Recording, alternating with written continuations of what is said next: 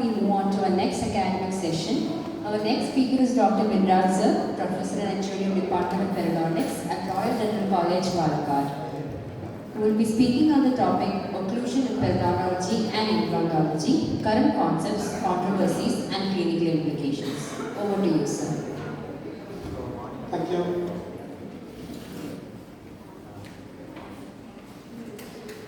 Yeah. I'm doing wishes from the Department of Clinical Periodontology and Implantology at Royal Dental College, Palakkad.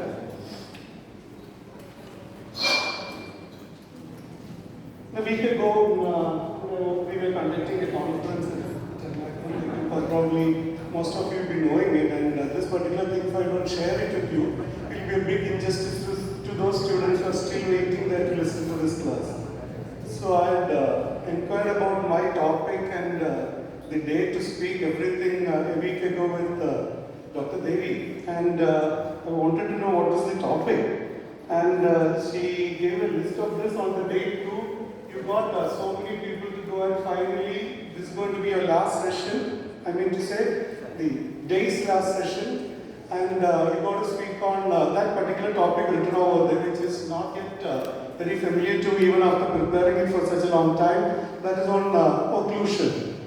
Then suddenly when I heard it, the one thing I remembered was in a similar place, not a similar place, in the same place years ago when Dr. Garekman sir was there giving a lecture, and he was talking about how to make students listen to the theory class and make the classes interesting for them. He quoted one topic saying that anyway, I'm not talking on occlusion, so there's no problem in listening to it. And in the similar presentation, he made a quote of another person saying, I'm not even Dr. Somyaji, who is so familiar in giving such a topic, happened to be my guide also. So I do not know why this topic was given to me. Anyway, then Dr. Devi is, as always, a very motivating person. She said, "Padija thodangikko." Then I said, "Okay, I'll go ahead and learn something out of it." And then the very next day, she got this frantic message from my side, Devi. It's like something written in front of Kodingalur temple in Thrissur. Then she said, what is it? Then I said, is there any way to change the title, at least the topic? And that was the meme, whatever it is she sent me. There's no chance, but still she was kind enough to tell me or say, I will discuss it with Kumar sir and I'll let you know. And the very next day we had a few conversations over there in the voice chat, which I probably will not be able to make you people listen to it because you people are being students. It's not the right thing to do. Then finally, that was the conclusion. I said, I need to do this thing because everything was printed, everything. Then I said, this is the fate of the people who are sitting right here. And not much to describe this topic, or not a better way to describe this topic to an enthusiastic crowd still awaiting to listen to such a boring, dry topic which has got nothing to do with perio, which has got nothing to do with implant, which has got nothing to do with even dentistry. Now why? Why is that people are always shying away, or they fear away, or they don't want to take such a topic to discuss with the students? Any question on this, if any student asks me, definitely I can give this answer. Whatever answer I give on this topic, nobody is going to ask a further question or any clarification regarding, because none of you know nothing on occlusion, including the person standing over here. I can even say this is a big ocean which I am yet to take a dip into. I am standing on the shore like a child. All those things are possible with this particular topic. Then if still somebody insists, sir, I got a doubt on this occlusion, that particular thing, and if at all this happens, that thing, I can always ask him to get your doubt mounted on a glass door articulator and come. He won't be seen anywhere around anymore. For sure.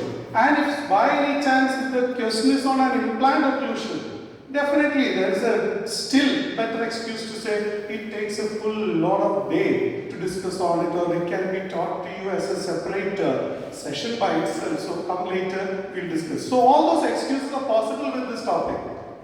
Now, is this particular topic of any relevance in dentistry?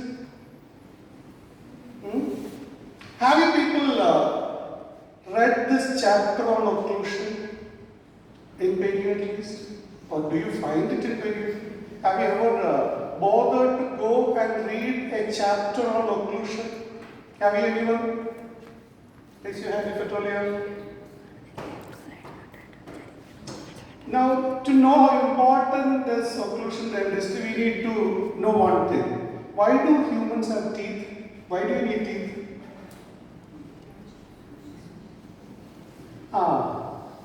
Aesthetics, to smile, to express, to laugh, express your emotions, to take a selfie, to put it in wherever it is, to express your kind of feelings to others, all those things. But they were all after the discovery of mirror, or the first time they saw their face in water, whatever it is. Not before that or even after that in reality. But so aesthetic came much later into your teeth. Your teeth were not meant for that. The only reasons why animals were gifted teeth were for okay, to bite and chew, that is to eat. What about this? Wasn't it meant for fighting also? Not the normal fight that is required in nowadays scenario. I am asking you about was it required for fighting as well? Am I right? Okay, right. So that was right. So how do you bite, chew, grind and tear? How do you do that? Through occlusion. So why do you need teeth? Why do you need teeth? Nature had only one purpose for teeth, that is to occlude. Any doubt in this? Okay, listen to this. What happens if the teeth doesn't occlude? What will happen if your tooth doesn't occlude? What will happen to it if it doesn't occlude? It will get dirty with deposits, agreed? Agreed? Otherwise, it would have been self-cleansing by itself. What about it will get decayed because of caries? Am I right? So if you are not using it for occlusion, then definitely these two will happen. What about won't it supererupt if you don't occlude it? Yeah, and finally get exfoliated. Am I right? So if teeth doesn't occlude, what will happen? It will get lost. It will get lost. Yeah. See, without occlusion, your teeth would have looked like this. Half of that portion of that person has got absolutely clean teeth, the other half is having a lot of deposits on it. Reason? Not brushing? Is it because that person is not brushing? Yeah, the person is brushing equally on both the sides, but one aspect or one side is completely completely filled with deposits and the other one is absolutely clean. The reason is non-chewing or occluding, whatever you call it, it's the same. Okay. And what about this particular tooth? Why is it having so much of deposits on it? Because of non-chewing. Because there is cavity there. That person is having some problem related to the chewing, could be pain or getting food lodged inside the cavity, and see what is the condition of that tooth. So that is it. What if this person is having an absolute edentulous area opposing a natural tooth, or an edentulism or antagonist tooth is not present? What will happen to that tooth? Same thing. It will definitely be dirty. And do you believe in this statement after 3 years of learning periodontics? Are these deposits the consequence of non-brushing? Or is it because of consequence of non-chewing? Definitely, deposits are not causative for any periodontal disease. Deposit doesn't cause disease. They are consequence of periodontal disease. What could be the possible consequence? Yeah, we'll come into that. If you happen to have seen this particular thing anywhere around your home, definitely you're blessed.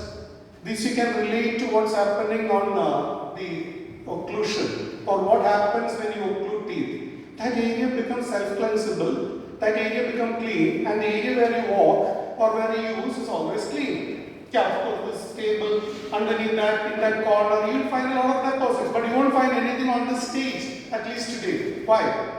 We are using it, simple as that. Since we are using it, that is absolutely clean. Job of every dental specialist, other than few misguided periodontal people or periodontists, were to create good or perfect or right occlusion. Objective of every dental treatment was to create good or right occlusion. Do you agree to this statement? No, need not, I'll come to that. You don't need to agree to it. Good occlusion, but in turn nurtured a very good periodontium. If you had a good chewable teeth, then you had a good periodontium around it. C for orthodontics. What is the principle of orthodontic tooth movement? The 3 years what they taught these students to do is the same thing what we teach in perio as trauma from occlusion. The pathophysiology of trauma from occlusion turned into the therapy for orthodontics. Am I right? Somewhere am I right? Not completely, but partially. Yeah, so that entire thing, but ultimate aim for them was to create a very good occlusion. So in turn, occlusion will definitely nurture a very good periodontium. So orthodontists were doing this entire treatment just to get a good periodontium and a very good occlusion and a very good teeth. So thanks to them. Prosthodontists, when they keep a good RPD, FPD, implant or anything, what do they try to create? They are trying to create the same occlusion. And in turn, a good clean teeth and good functional periodontium. A conservative person treating a case of tooth that has lost very good complement of it, now they have to rebuild it, they have to put a post and core on it, everything. Finally it is occlusion. They want to recreate an occlusion. Otherwise the tooth is of no use. So they also were trying for it. Periodontists, what were they trying? They did all kind of habit-breaking appliance delivery. They motivated the patient. They modified the habit of the patient, everything. And ultimately, their aim was also to have a good occlusion in future. Yes, many number of periorestorative procedures what Anil was describing here. Ultimately, when you see, they are all to create good occlusion. So that topic is not a very irrelevant thing in dentistry, right? The entire dentist, the entire dental specialists are trying to do it. Now every dental procedure is aimed at creating perfect occlusion.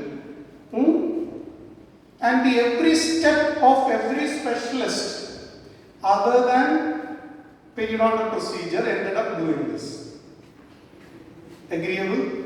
Every procedure what they do, let it be ortho, let it be endo, let it be prosto, let it be whatever it is. The final step of that is whether he can chew properly or not. What about us?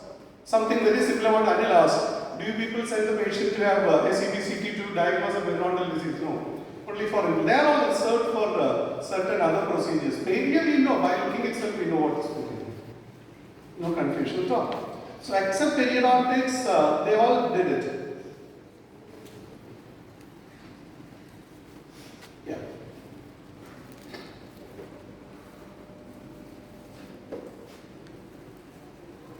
Yeah.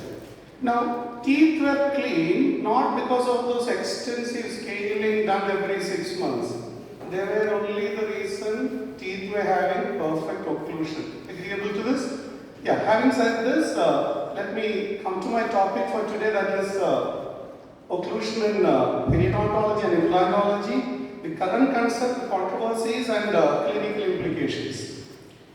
Yeah, like microbiology subject that was taught to us in BDS. Did your microbiology teacher taught you any good microbe? Did they even tell you there are good microbes existing in the world? No, we were all taught the disease-producing microbe. Microbes meant to kill you, microbes meant to damn you. It was all microbes that were created to disturb you. They never taught us any good good microbe.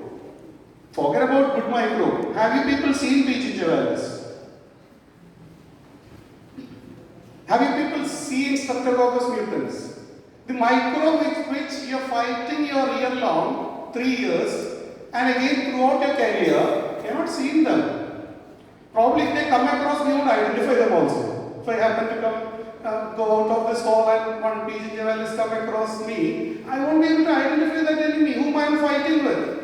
It was never taught to us. So, like microbiology, they have taught us only bad microbe. Periodontics taught us nothing good about occlusion. But they taught us everything about trauma from occlusion. Am I right? There were hardly any day in the department which we don't discuss on trauma from occlusion. But having people bothered to discuss about occlusion, never. Now, what is occlusion? Definitely, it is a contact relationship of a tooth in a healthy condition or an unhealthy condition, whatever it is. And it involves a functional relationship between many components like masticatory system, teeth, the jaw, and the masticatory muscle. So this is by definition, because I got to cover a few of the exam topics also, because that has been asked by number one sir to do it. Now, why occlusion matters? A balanced force distribution to crowns and root. Yeah, definitely. Otherwise, the tooth will fracture. Then, TMJ stress protection. It has got a lot to do with TMJ. Then, relaxation of the face and the neck muscles. It's becoming a big thing in oral medicine nowadays to check for the occlusion and then decide on the kind of treatment plan and protective system and all those things. Then, in a natural resting position, how the bite should be. That has to be analyzed and decided and given to the patient. Tooth longevity. Yes, of course, we said if at all it's not used, it will go away. Better digestion, self-cleansing of teeth, clear speech, restorative success and failure are all dependent upon this occlusal harmony. Then periodontal health also, everything. And now occlusion even kept alveolar bone healthy. If you read the statement, normal balanced bite force, that is your occlusion, provide a healthy mechanical stimulus. Where? To the alveolar bone. That maintain a healthy alveolar bone density and structure through cellular remodeling. So the continuous force applied onto that inner layer or inner area of the bone, that is the one that helped alveolar bone to maintain its balance. Okay, so when there is an occlusal unloading, if you don't use it, then definitely you've got a phenomenon of alveolar bone disuse, osteoporosis. If you don't use it, then naturally that area will lead into a disuse atrophy. Then bone homeostasis. Yes, periodontal ligament played a very vital role in mechanotransduction by translating physical forces and thereby angiogenesis and cell-related osteogenesis were promoted, and that contributed to the homeostasis of alveolar bone. So those small effect of occlusion, as it get transferred to the alveolar bone underneath the tooth, they were helping the alveolar bone to even maintain its health as well as in a homeostasis way. A controlled biting force helps to stimulate bone density also. So they are all proven. There is nothing that you are dead against a tooth getting contact. It has to contact. If it doesn't contact, then these things are all waste. Now there are further studies which says the extracellular protein composition of periodontal ligament. They are all product of occlusion. You lose occlusion if you don't use that area for chewing. Then all these proteins are of nowhere there. They are all present in that site because there is occlusion going on.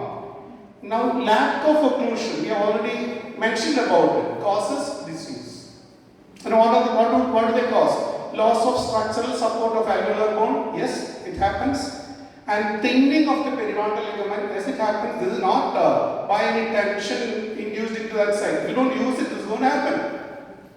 Thinning of the periodontal ligament. Then, microscopically, it starts from weeks and it goes up to months to years, but it will happen. It will happen in a disuse way. So, what right occlusion? With the right occlusion, teeth remained in socket healthy, clean and ready to transfer load down to the periodontium. What about without right occlusion? Periodontium did everything possible to get rid of that thing. Yeah. So how much force does an occlusion generate? It's a very interesting thing to know. It's around 20 kilograms. When it comes to newtons, it's around 500 newtons in the posterior area and 100 newtons in the anterior region. This is all the other one what I mentioned there about when you bite into a carrot or a meat is all PSI, that is pound in square inches. There are force applied in one area. The other one is force as such. Newton is force. The other one is the pressure applied in that local area. So it comes to around 20 kilograms. 20 kilograms. It's much. It's really a good amount of force that is required to chew, or rather the possibility of the two. And now it requires around just 9 minutes each day contact. That's all. It contacts very less. Now what does it do rest of the time? Rest. It needs rest. Rest. No rest. So yeah, just need to contact just 9 minutes each day. That's all. The amount of time that comes into contact is very less. Now how much is maximum occlusive load applied on a teeth? If you go into that, you've got a pressure side from the joint and the bite force, and the entire thing is counteracted by the muscular force.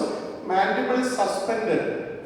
Mandible is just suspended with muscles. It doesn't have any direct contact with the bone anywhere. So there just maximum force anterior region is 35 to 50 your PSI.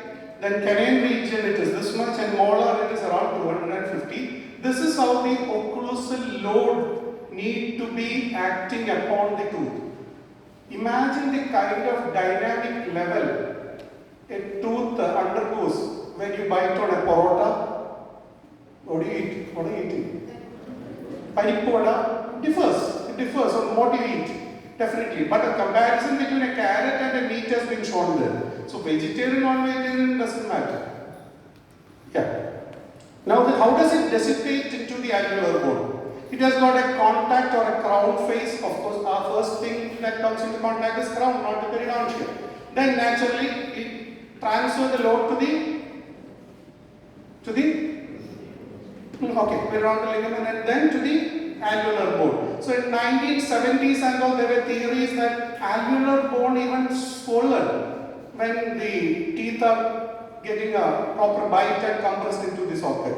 It's proven today that it is not at all true. Alveolar bone doesn't move at all. It doesn't swell or anything. So that face itself is nowadays in question. But first two faces are here. Crown face and the other one. Now when it comes into the face of a crown, now that doesn't mean that there is a separate portion of crown and a root. What exists there? Does tooth has got anything called a crown and a root? No, tooth has got only one structure. Which is that? You remove the entire enamel by crown cut for crown cutting. Tooth is still there, right? You remove the entire pulp from inside. Tooth is still there, right? You remove the cementum from the extracted tooth. Tooth is still there, right? What is removed to make it zero? Dentin. So basically tooth is dentin. Tooth has got a shirt, enamel, a pant, cementum, and maybe connected to both sides. That's all. But basically it is dentin. So the crown on top, the enamel has to transfer the load down to the dentin. Dentin is resilient. Enamel is not. So enamel should have a very good contact with the dentin to pass on the occlusion. If it doesn't have, abfraction. If it doesn't have abfraction, it leaves small cracks in the area where it is very less, or rather where the force concentrates. That's in the cervical. So again, when I say abfraction, that theory itself is nowadays very much questioned. Now, when periodontics acquired implantology, many things came along with that, and many things got unexplained also with it. So abfraction is one among them. So that is dentin to the dentin. And now you have got a periodontal ligament cushioning phase. Cushioning phase. Now what does that mean? It has got a fluid movement or something to move. Some soft tissue to move. How does it move? It has got a tension phase where it stretches. Otherwise the periodontal ligament are relaxed in a wavy pattern. When there is an occlusal load acting on it, it stretches in tension. It stretches. It becomes straight. Then similarly there is a hydrodynamic damping. Means something like when you switch off a fan, slowly goes slowly stops. So there has to be hydrodynamic damping. The entire force has to be nullified, reduced. So the damping happens out. The periodontal ligament moves out the extracellular into the extracellular space. It moves the extravasating things. Then slowly when it unwinds, that thing absorbs it back and balloon. So there is this particular movement of blood from the periodontal vessels outside into the extravasated area, and then regaining it has got something to do with the pulse rate and the heart rate. It was shown beautifully by a group of scientists where they were doing cadaver examination, cadaver study on occlusion. The teeth that were displaced doesn't come back because they are all dead animals. So in a dead condition or in dead animals, this particular moving the blood back into the periodontal ligament space doesn't take place. So the tooth which you displace will still remain there. In your normal oral cavity, it will get properly back into a normal zero position. Okay. And now finally the viscoelasticity. It's the same thing. The same thing like it has to be a viscoelastic property of the periodontal ligament. Collectively the entire thing gives a cushioning effect. And now when this mechanism is overloaded, that is when you call it trauma from occlusion. The same thing is going to happen. The same thing is going to happen, but it is an excess loading, so trauma results. The other one was a normal thing. So we have this thing in stages of trauma from occlusion. Starts with the normal, then comes the injury, then comes the repair, then comes the adaptation. The normal is something very related to trauma, but happens in a very controlled way. Nothing wrong happens there. Trauma is when there is an excessive load, the same process that has to happen otherwise happens in a wrong way or in an exaggerated way. So that results in injury. Got it? Yeah, everything is absolutely the same. Now, when you come into the trauma from occlusion side of it, these four aspects of force has to be understood properly. The magnitude of force, what do you mean by that?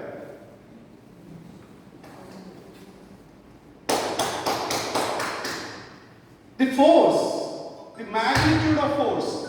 The magnitude of force is more. So when you happen to have a teeth which are very well balanced in a very good occlusion, which is chewed very well, and suddenly happen to have a crown which is overextended or having a high point, then the entire load is going to be on that particular point.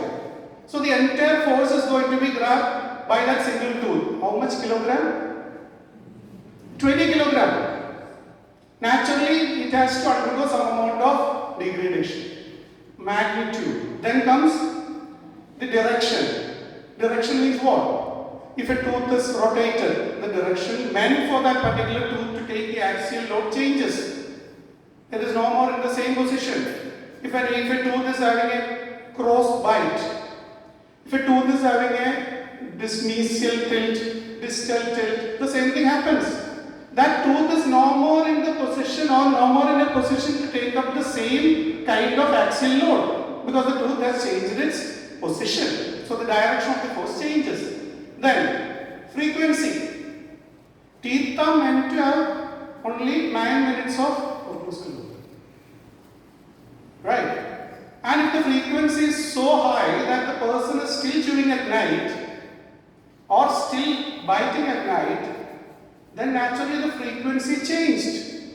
Right? What about the duration? Clenching. Just keep on clenching. So the amount of force in frequency and the amount of force in duration is totally different. Frequency still allows some amount of resting. Duration means what? bites and keep for a long time. No resting position. As such, you know, teeth in the morning, if you people are not breakfast, in the morning, they just pop out a little bit and stand in the socket. With your first bite, it goes inside and stay in the same place.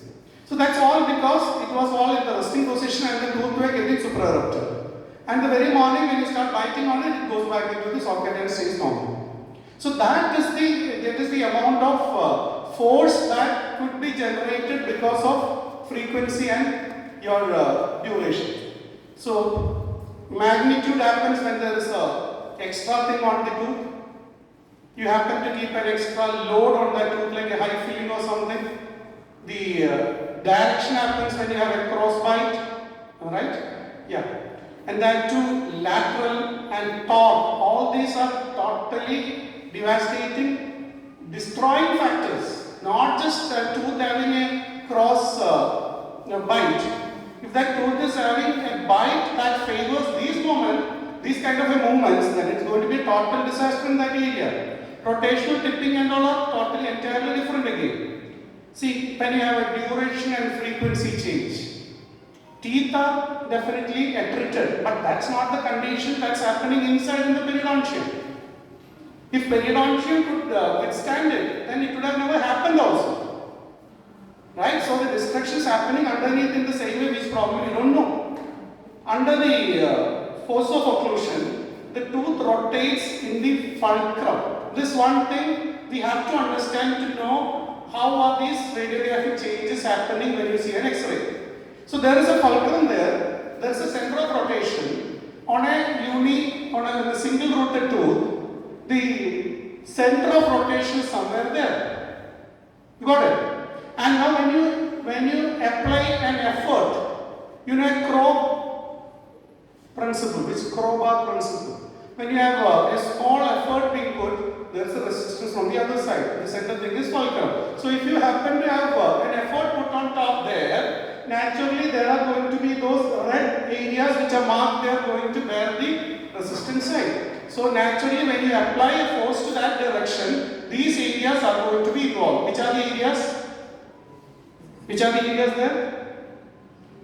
The crustal and the apical side. Now when it comes to multi-rooted teeth, it is something else. In a multi-rooted teeth, it is the furcation area that's going to bear the load. So that is going to rotate like this, and the other two areas are going to affect it, apical area C and the crustal area. So it is going to be in a rotation. The other one is again a rotation, but it's a single rooted, so it has got a direct application of the resistance in these two areas. As it rotates these two areas. There, if it applies there, then the tooth rocks like this. So these two areas have got different area of destruction. In a jiggling force, that's what I said earlier, when you combine forces, then it's a total destruction. Now this particular picture you all would have seen. It's there in Kerensa, it's there in every textbook. Now have you happened to notice it in a very understandable way? Yeah, there are days written down there. What is that? 1 to 120th day. 1 to 120th day. Then you have got wavy pattern. Wavy pattern indicates bone resolving area. The straight line pattern indicates bone apposition area or repairing area. Now that is again you would have seen such fantastic photographs in probably internet or other textbooks and all. You have to see this thing, watch it closely. What is that thing that is happening there? See here. When you look at to this area has got what is happening here.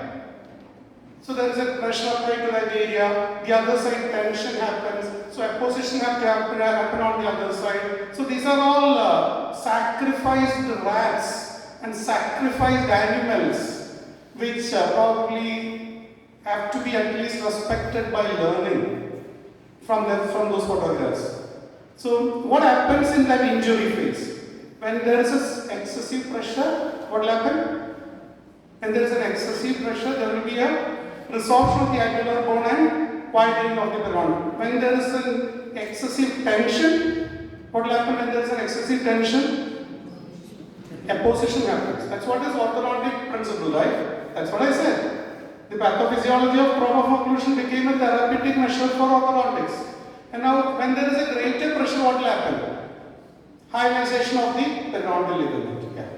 Now some subsequent injury when it happens at a larger rate and it doesn't stop there, what will happen? This is a very important feature that happens in periodontal ligament area that we need to understand. We have to understand it. Within 30 minutes, there will be a stasis of blood flow that occurs in the blood vessels. Blood vessel into blood vessel stasis. Blood flow reduces or stagnates. Then, the erythrocytes, in 2 to 3 hours, the erythrocytes will get packed inside the blood vessel. Erythrocytes will get packed.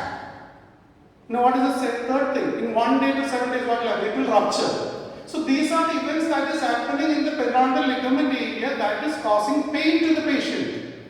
Blood vessel is getting ruptured because of a constant occlusal load which the periodontal adaptive capacity not bear. That's what is happening here.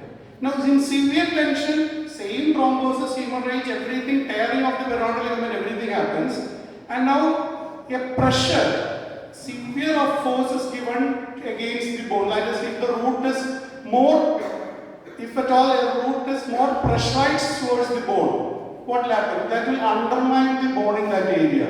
And that is what is called as undermining absorption. Now, all these things will return back to normal and the bone will come back to normal provided the junctional epithelium still remains on top. Okay. Now, what will happen in the repair phase? What is happening in the repair phase? Repair phase, the entire thing goes back to the normal phase, but it is not just a bone resolved getting posted or anything, but that particular force, if at all it is continuously still applied to it, that forms something called as buttressing bone formation. Buttressing bone formation in the central area or in the peripheral area. The central area means in the trabecular area. Periphery means it's in the facial bone area. If it happening in the facial bone area and if at all the thickening is so large which is evident, then we call it lipping. So that peripheral thing. Now see, this particular again a rat model, if you see that, you can see the adaptive remodeling that has happened here in the bone tooth interface. What has happened here? The periodontal ligament area has become widened. Periodontal ligament area is wide. Now what will that result in? If the periodontal ligament area is wide, what will that result in? Tooth will become mobile. Yeah, that mobility is part of the adaptive remodeling. So that if at all there is an excessive force, now tooth can withstand it because it is mobile. If it was firm, it would have got all those problems related to blood vessel, hemorrhage, all necrosis, everything. If it is mobile, then it can bear more load. We call it more shock absorption. Now, in primary trauma conclusion, we have got a series of things that we can do for managing it. We all know about occlusal adjustment, incisoplasty, coronoplasty and all those things to reduce all those things. Now what about secondary trauma of occlusion? Secondary trauma of occlusion, the center of rotation is much down. Now what will that result in? Even a little bit of effort, that will appear to be a heavy resistance. That area will have to resolve somehow. Because it's a long crowbar. Small effort here that will give rise to a large force at the resistance side. So the fulcrum has gone down and this is the stage. Now what is the treatment for that? What is the treatment for secondary trauma of occlusion? Means the periodontium is now compromised. The force could be normal or excess. But this particular thing cannot bear it. See, there are periodontists who still believe that retaining these teeth are their job, are their duty. You happen to see and tell the patient, no, whatever is natural should be retained. I recollect one of those incidents which I quoted on this platform itself. When Nandakumar sir was practicing in Libya, a patient came to sir and sir said, no, you will have to go in for a complete total extraction. Sir left Libya and came back to Kerala. After several years, sir went back to Libya again. That same patient came to sir And without knowing, sir again prescribed, you have to get all your teeth extracted. And the patient said, sir, years before you said I have to get it extracted. I didn't do that, it is still there in my mouth. It's not the question of having teeth in your mouth. It's a question of using it. It's a question of using it. That person might be having teeth in his mouth, but what is the purpose of having such a teeth in the oral cavity? What are you going to do with that teeth? And we motivate them to live ugly. This is not a natural. Devan thanna palla. Oh, anganeyana kondaranga. Endinu devathinu vendi. See, there are often periodontal therapies. You people would have been very familiar with these defects. We do such wonderful debridement, fantastic flap surgeries. We put powder, fill it, and we expect that area to regenerate and come. What nature could not do, we are teaching nature how to regenerate. Now all these things make me remember this one thing, secondary trauma of occlusion.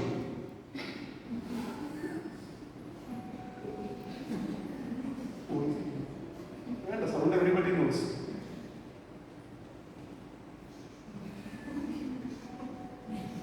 Sound ഉണ്ടായിരുന്നു കുഴപ്പമില്ല, ഇതെല്ലാവർക്കും അറിയാവുന്നല്ലേ.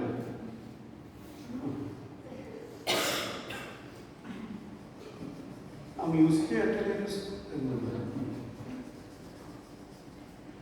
This is secondary trauma of occlusion management. Nothing beyond it. ഇതിലും കൂടുതൽ എന്തെങ്കിലും പറഞ്ഞാലും ഉറങ്ങുവാണെങ്കിലും probably at least you would be awake at least seeing this. So we are trying to call this a normal thing, which we are trying, periodontists are sticking onto it, and then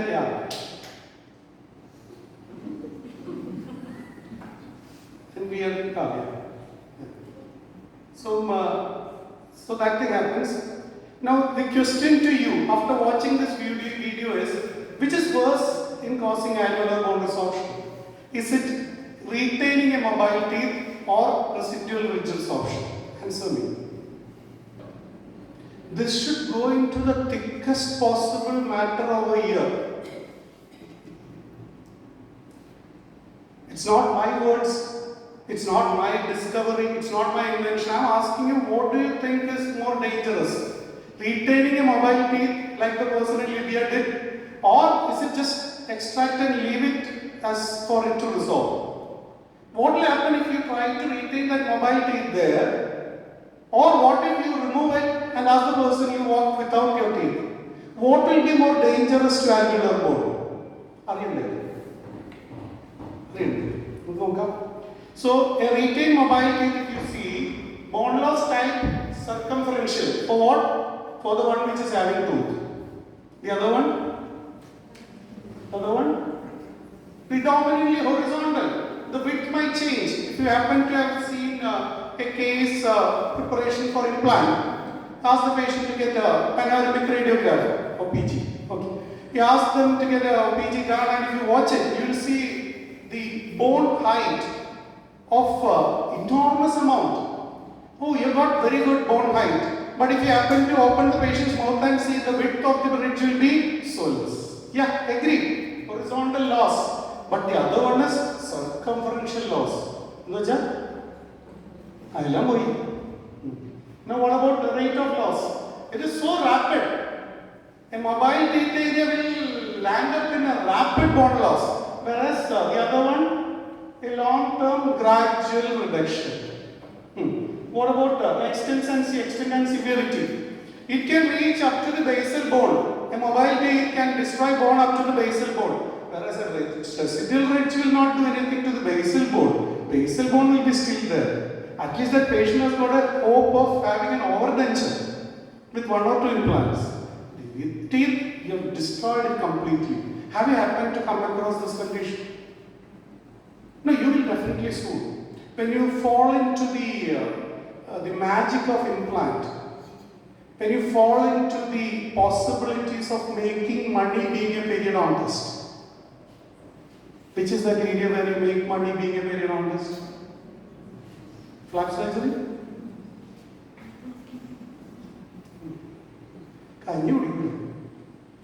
You have got other possibilities of periodontal science application.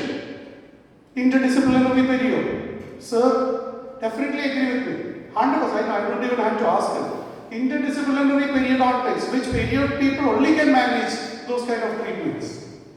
Implantology. The best implantologists, at least in India, are periodontists. Best implantologists have put their children for perio PG.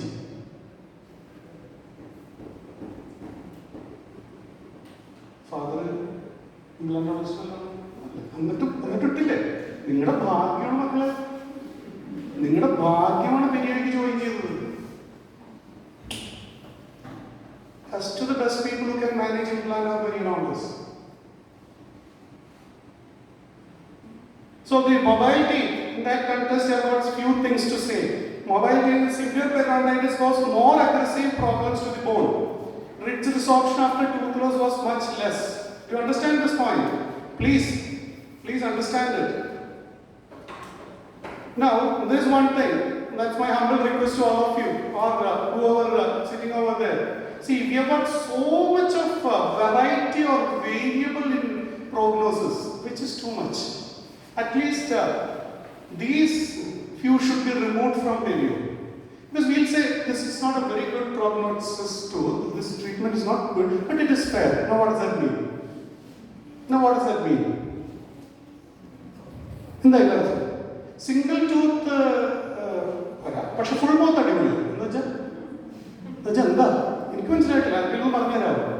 can anybody make it clear to me? What benefit does patient get out of making a full mouth and single tooth prognosis? Tell me. One tooth in the central incisor is bad. It is mobile. But your full mouth is good. So you carry the same thing in that place. What nonsense. What about this fair prognosis? What do you mean understand by fair prognosis?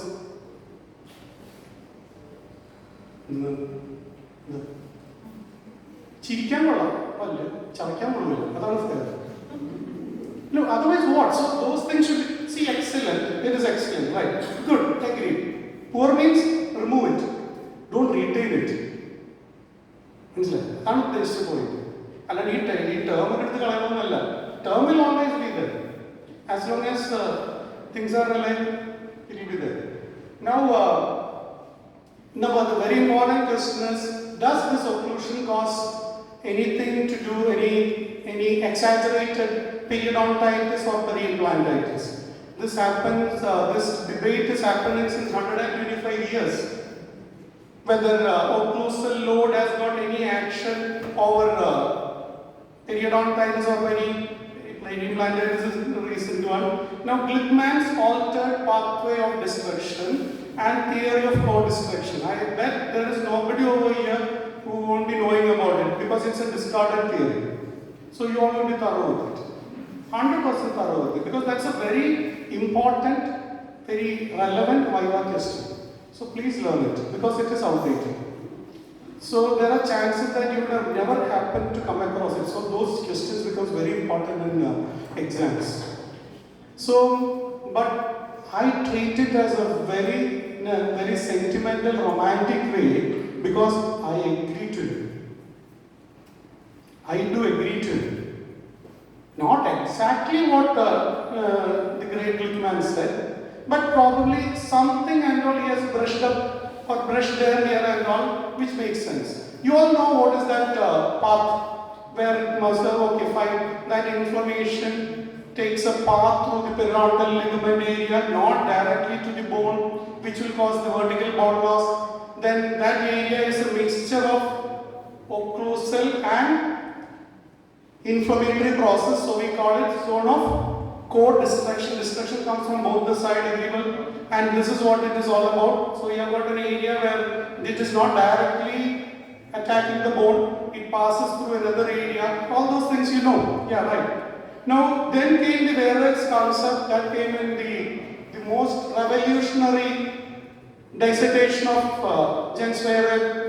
That was a dissertation by named Gingival Pocket, where he mentioned the bone loss is absolutely related to the apical end of the plaque having a close proximity which was measured to be around 0.5 millimeter to 2.7 millimeter. That is the distance between the apical end of the plaque and the crest of the alveolar bone has to be within 0.5 to 2.7 millimeters. So that much of area is definitely within the radius of action of that plaque, and that will cause bone resorption. But this theory doesn't exist nowadays. Does it? No. Just because of a plaque being present in an area, that doesn't cause bone resorption there. For that to happen, there are much more things to happen that we would have probably discussed in other keynote addresses here. So where I get put for this, and finally what happened was 1996 World War Shaw said no. This occlusal force has got nothing to do with gingival incision. Nothing to do with the receding or the periodontitis or probably later it came to even peri-implantitis. Now, occlusal overload and peri-implantitis. Now, what is that particular thing? Several systematic review after they had told me there is no escape, you have to study this. Definitely. Probably I was aware of it, but I still went back and tried to collect some of the meta-analysis and systematic reviews, and I happened to find the same thing. What was that? Marginal bone loss associated with occlusal factors ranges from normally 0.65 to 1.2 millimeters. Okay? Normally, if at all you exert an occlusal load, that will be within 0.65 to 1.2 millimeters. If at all there is an extra addition of peri-implantitis or peri-implant mucositis. What is peri-implant mucositis? Gingivitis. What is peri-implantitis? Periodontitis. Same thing, but once it becomes mucosa, we call it a different term. So in that particular thing, so in that condition, the distraction is much more. See, 0.65 to 1.2 became 1 to 3 millimeters. So when there is a cofactor added here, it became more. This is what Glickman said in one way or the other. This is what I said. When we adapted so many things into implant, then your perio theory also changed. Yeah. So what about trauma of occlusion on implants? It's a very important thing. The same thing happens here. There is an injury phase, there is a repair phase, but there is no adaptive remodeling phase because periodontal ligament space keeping itself wide, tooth keeping itself mobile. That doesn't happen in implant. If that happens, that means implant will come out. Now, how does that happen? In the injury part, micro damage, heavy or wrong force applied to the implant. Heavy or wrong force, same thing. There in the other case, jiggling force, rotational force, periodontium has got some amount of adaptive capacity, but it doesn't, nothing over there. Then in a self-stress, it cut off the blood flow to the implant bone interface. No blood supply to that area when you apply load into that area. Because there is no periodontal ligament. If there is no periodontal ligament, there are no periodontal vasculature. If there is no periodontal vasculature, there is the question of repair. It's only destruction. Now what happens? When tiny areas of cell death happen around it. This is the phase of injury in implant. And when it comes to repair, what are the kind of repair that you can expect there? Some dead cells are removed, fix the microfractures, and the bone heals. If at all it is possible, it will heal by itself. That's it. So within the range of that healing capacity of peri-implant area, that happens. Not beyond it. That is very, very minute. And now, failure of ocean integration.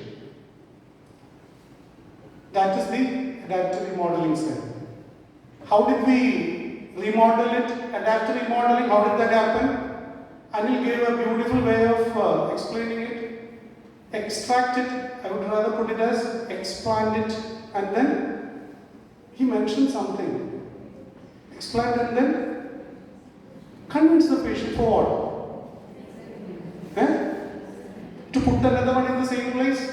Could be. Or graft that area and come back later? Could be. Then, what are the other possibilities? If there is anybody at home whom I can do free, I can do it for you. I mean, another person, that also can be done. If there is another area where I can put implant, there I will do it. This money I can't refund it. Probably that is what is convincing or motivating the patient to do more. How to reduce implant overload? This one particular thing we have to remember. This picture should be there in mind.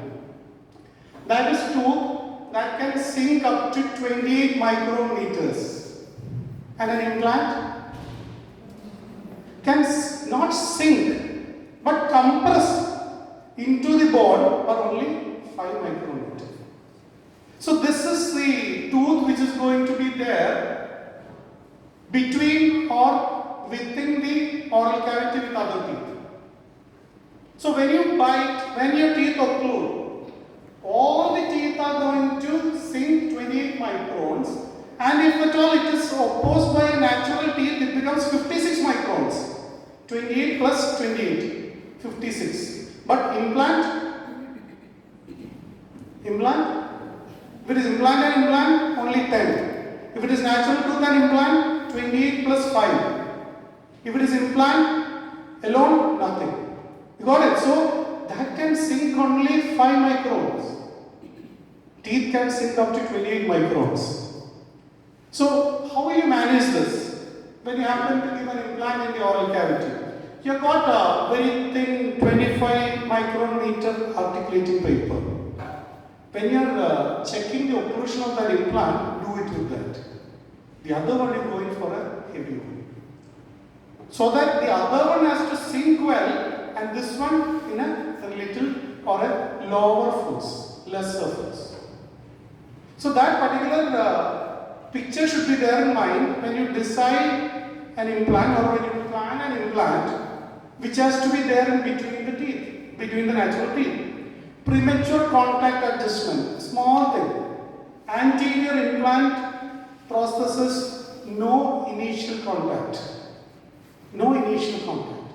I know many of these things are prosthetics part, which probably you people are not interested. Am I right? Am I right? Last week I happened to go for an implant consultation to a clinic which had never been there earlier. And I had my own UG students standing there who had completed perio. Years ago, they were all sitting here. I still remember looking at that person and talking in the same venue. And they're all there. 3 of them, 3 periodontists. I asked them, why am I here? Why are you people not doing it? Sir, we all know how to place implant. But we don't know how to load it. What about you all?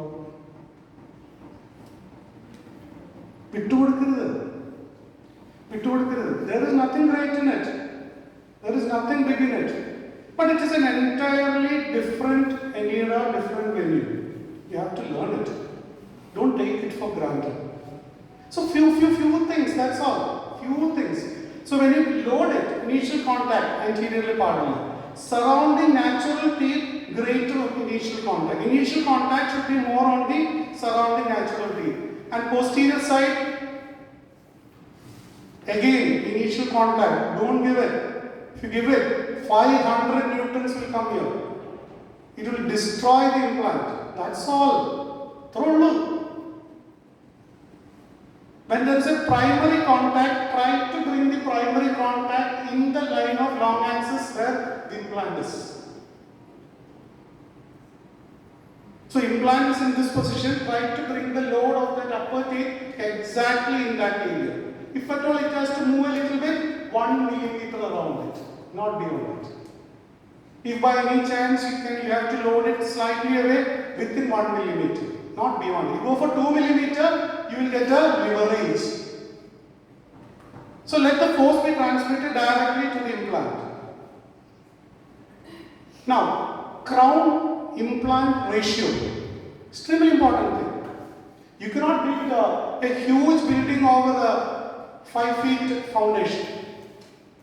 So if you happen to have an area which is little bit of rather good amount of resolved area, which you have to rehabilitate, then think of increasing the number of implants,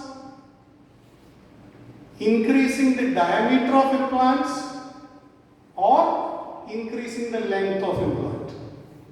All those three things will help you, but the best is always increasing the number.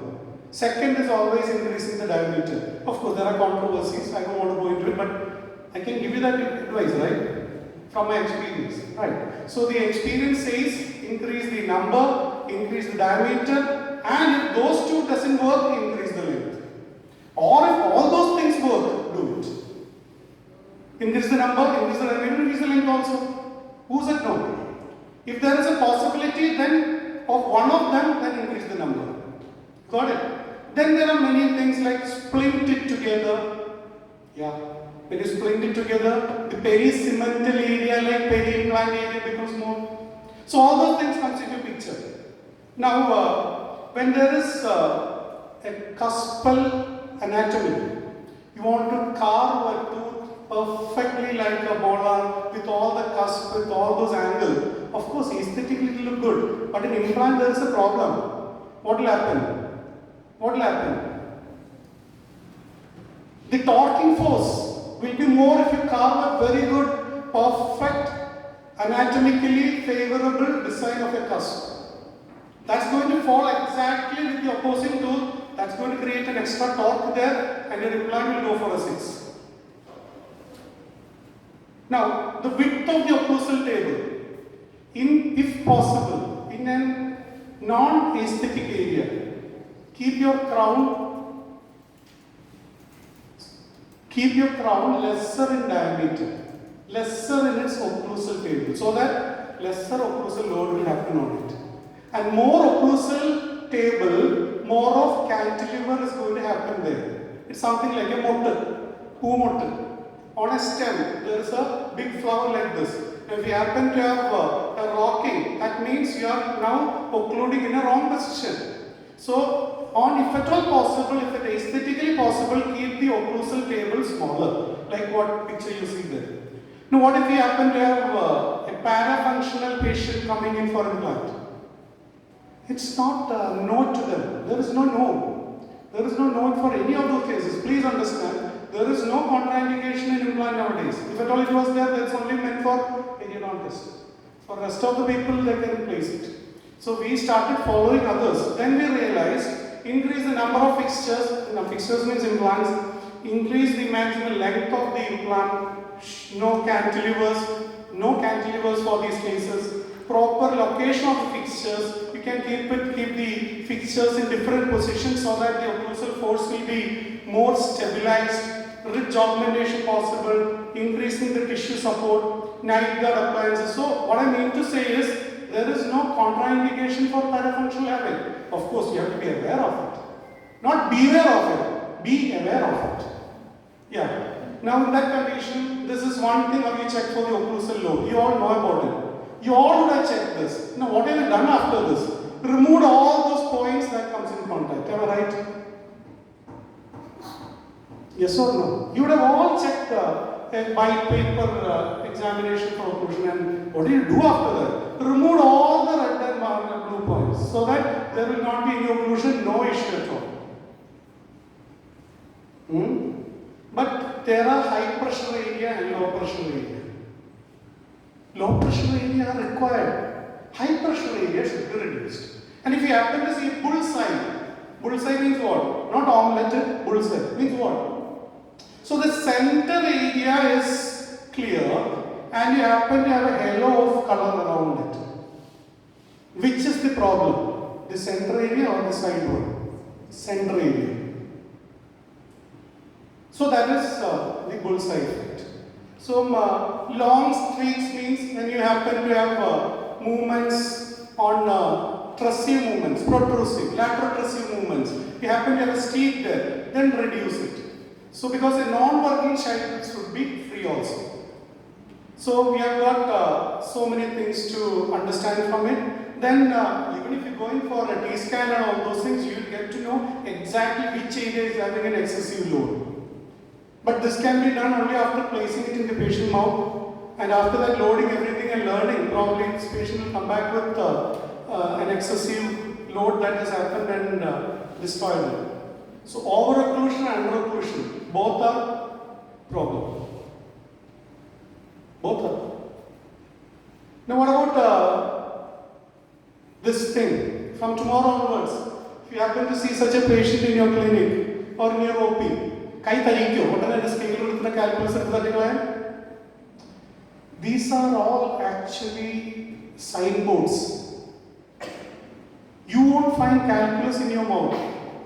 Why? Is it because you brush 10 times a day? Ask yourself, there may be people around here or sitting in front of me who brushes only once. Now, why are your patients having so much of plaque and calculus? Why? If you feel like doing a scaling immediately on this patient, if such a patient comes to you and you feel that urge to jump into that patient's mouth and start scaling straight away, then all these 3 years have made you a fantastic MDS hygienist.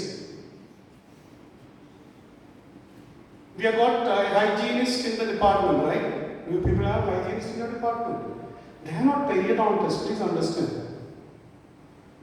Don't consider them as a substitute, please.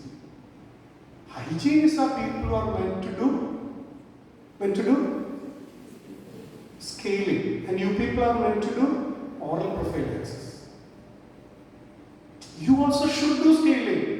You also should do scaling to such a perfection that nobody could even dream of doing it. But not like a MDS hygienist. Do it as like a treatment. Do it like a treatment. Not like that. And if at all you find such a condition and you feel that this particular calculus in that area is only because that person is not chewing. This is the same reason why the dogs and cats at home doesn't brush their teeth. They chew it. Every animal other than human beings, they chew it. They don't need brushing. They occlude.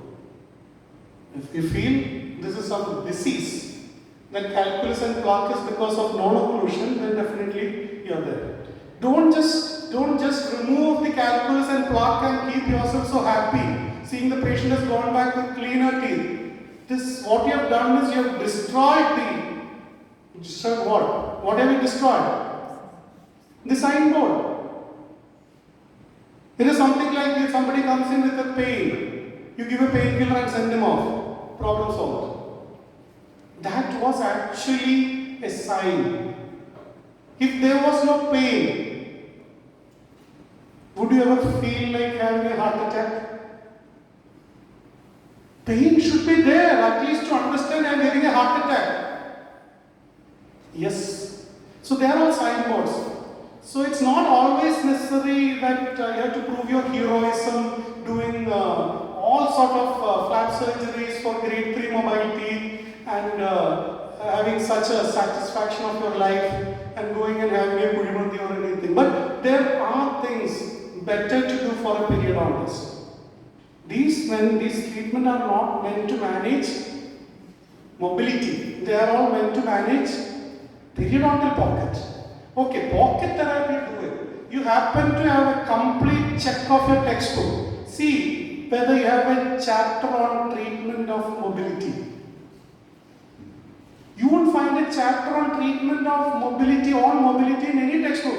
You will find chapters for managing pockets. You will find chapters of managing periodontal flap surgery, that and all those things. But mobility, once it happened, means gone. Unless it is form of occlusion. So periodontists are always burdened. They are all burdened by many kind of things what people dream. You want to place that on tooth, you want to do that on tooth, anti-slaw flush down, everything. But this is our condition. And they think whatever they do, this guided tissue regeneration, bone grafting and laser is going to come back and help them. No, these are all not our job. No periodontal textbook can support the tooth like this.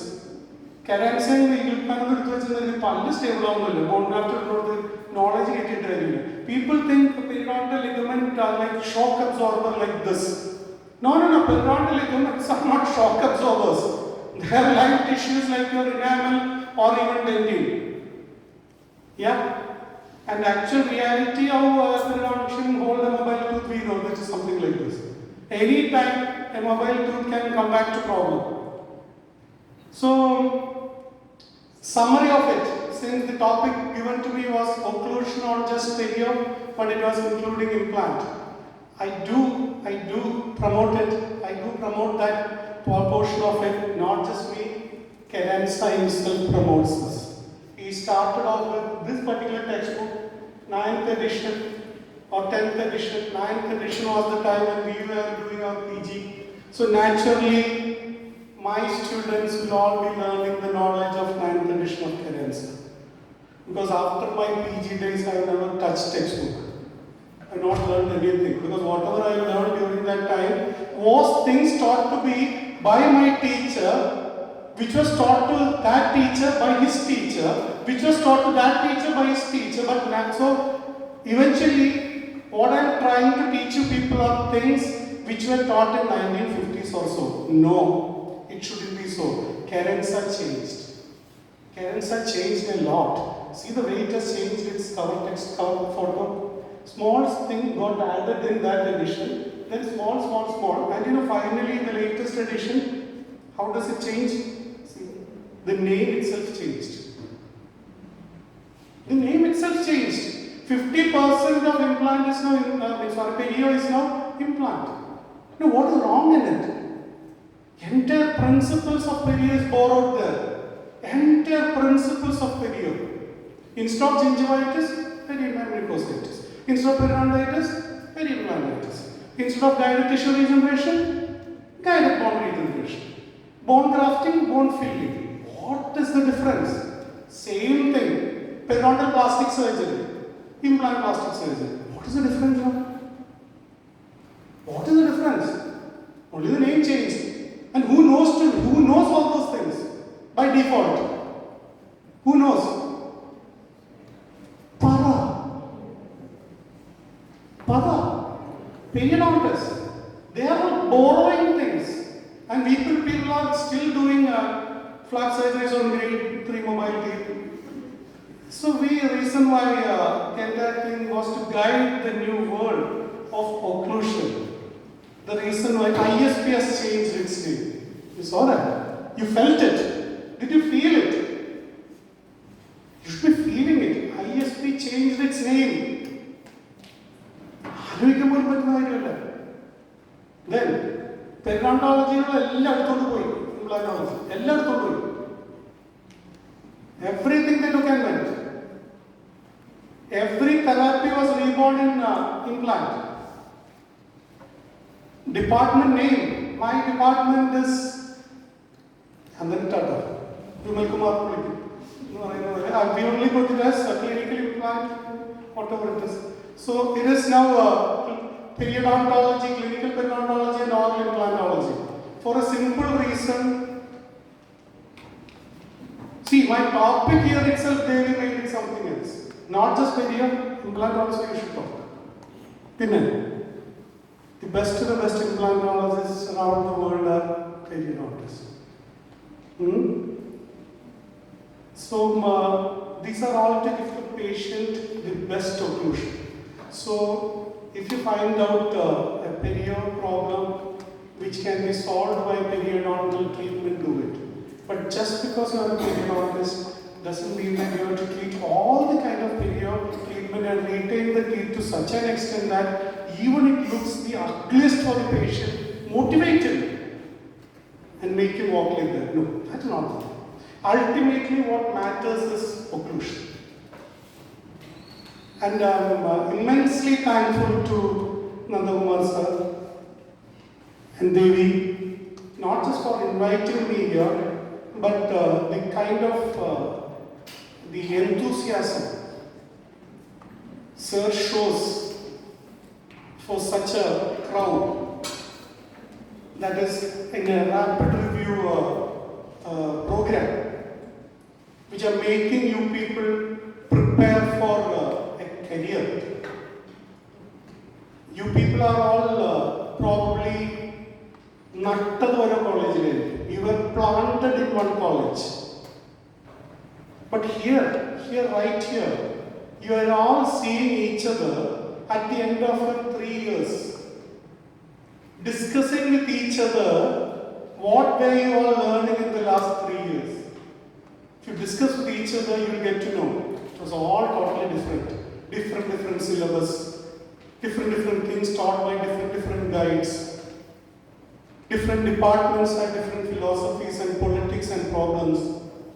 But no, don't be a victim of all those things. This particular rapid review, according to me, I make it a point to come over here and speak to you all. Just to see you all. Just to pass on a message to you all. Wherever you are planted. But you can extend your roots, right? Yeah, extend your roots. Imbibe everything that is available throughout the world, whichever possible areas it is, and make yourself live in 2026, not 1850s.